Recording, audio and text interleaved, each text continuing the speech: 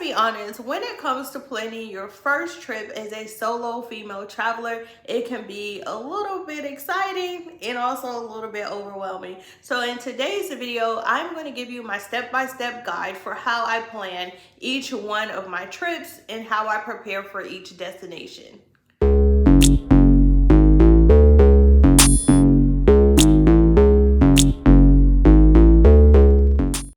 Travelers, welcome back to my channel. I am Ebony Yvonne. This is my official travel channel, Ebony Meets the World, and today I'm giving you my inside scoop on how I plan all of my solo trips. Now, I am a full-time entrepreneur, part-time digital nomad, and I pretty much travel probably 80% of the time. And one question that people ask me all the time is, how do I actually plan my trips? How do I decide where I'm going to go? How do I make sure that I'm safe? And so I want to get into the tips and strategies that go into me planning my trips so that you can basically steal my entire process and plan your very own trip yourself. So let's jump right in with step number one, which is the obvious that you want to choose your destination. Whenever I'm getting ready to plan a trip, I always try to consider destinations that I haven't been to before, or maybe I just love going to over and over again. But then I also consider things like safety. I consider things like the route and transportation for how to get there logistically.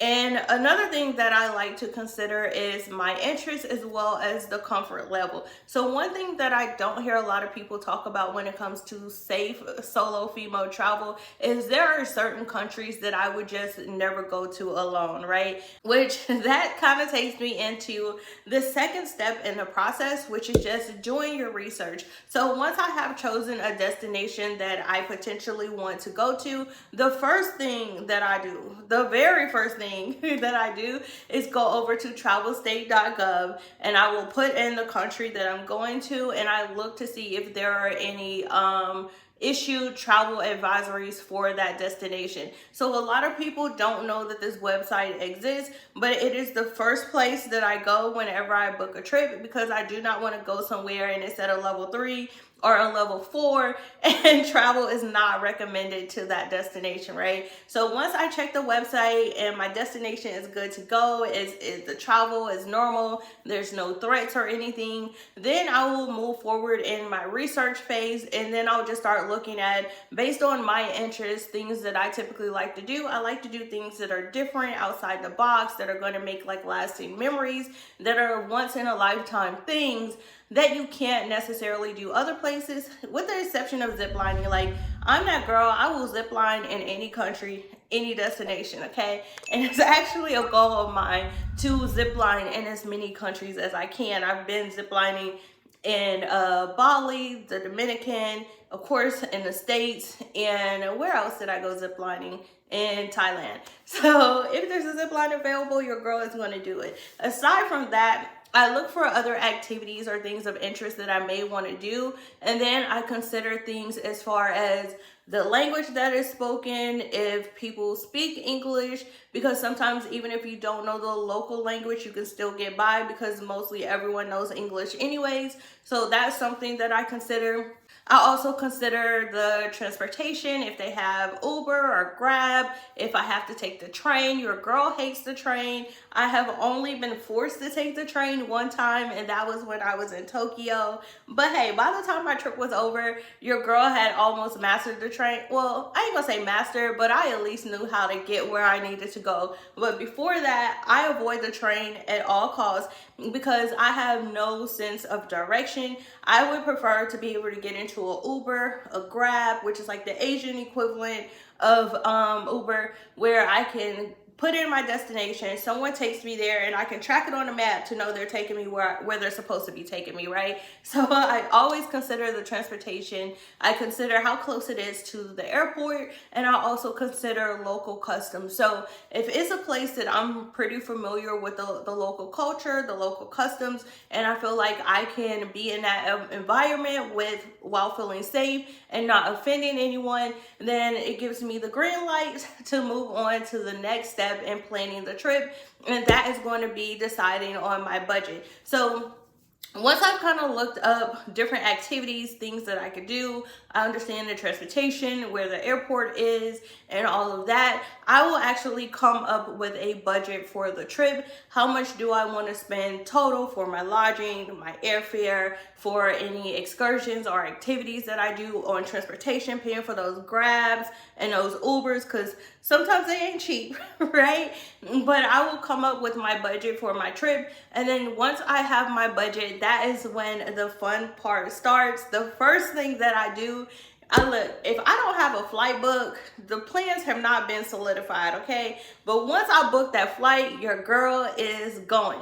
So that is step 4 in my process. Is once I've came up with my budget, I've done my research, I know that I want to go to a destination, I will book my flight. Once that flight is booked, I am in, I am sold, your girl is going on that trip. And so until the flight is booked, everything is still negotiable for me, okay? Now, once I book my flight, this may be where my strategy and my planning is a little bit different from other people. A lot of people will book their flight and then they also book their lodging at the same time. Now, that does make sense if you're doing like a bundle deal and you're booking through a website where you can package it together and you can save that way. But for me, typically I book all of my excursions and activities on my own. So I actually will book my flight. Once my flight is booked, then I start planning my itinerary. And so, okay, I know my flight is this day. I'm going to arrive on this day. My departure day is this day. I then try to plan my itinerary out so that I can pack in all the things that I want to see, any excursions, any landmarks that I want to go through. Maybe it's just a coffee shop. Maybe I want to shoot some content while I'm there, meet up with some locals, whatever it is. I plan out my entire itinerary, and then I also try to leave a little bit of room for flexibility. So I am a planner. I know there are different types of travelers, and I don't know if I've told this story before on my channel, but I prefer to travel solo because I'm the type of person, I will plan a whole itinerary and have something to do at every hour of the day. But then I also like to plan in flexibility. So maybe I have like a 3-hour block where there's nothing planned, but that's time for me to just walk and go to the beach or whatever. But sometimes when I'm traveling with like other people, say I go with one of my cousins and his wife I travel with a lot, whenever we travel together, my cousin is the exact opposite of me. He never has an itinerary. He never has a plan, and he's just like a go with the flow type of person. Like, we could be walking down a boardwalk and then he's like, oh, they have jet skis. Let's go jet skiing, right? That is the type of person he is. I'm not that person.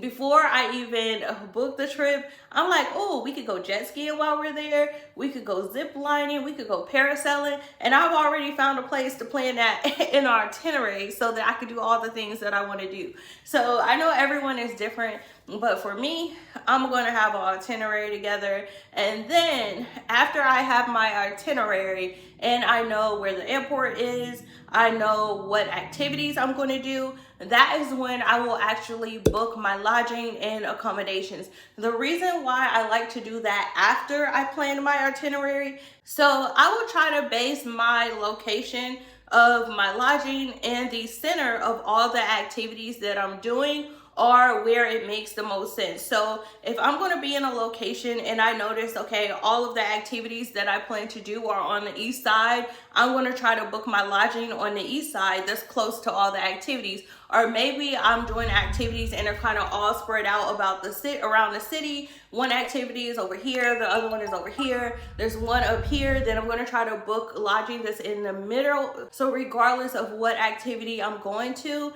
I'm kind of centrally located so that saves me time going from one place in the other. And again, one of the reasons why I book things this way is because your girl does not have a sense of direction. When I say that I rely heavily on Grabs and Ubers when I'm traveling, I rely heavily on them, okay? I'm that person, I will pay an extra $100, $200 for someone to take me from point A to point B, just so that I do not have to do it myself. So that is why I like to plan my activities first and then book my lodging based on where all the activities and how my itinerary is laid out, so that I can minimize the travel time between each different activity, and I'm going to be centrally located. So that is my step-by-step process for how I actually plan out all of my solo trips. Let me know in the comments below this video, like, what destination are you planning to go to? Have you done any research? What's your process when it comes to planning a trip? Do you do something similar?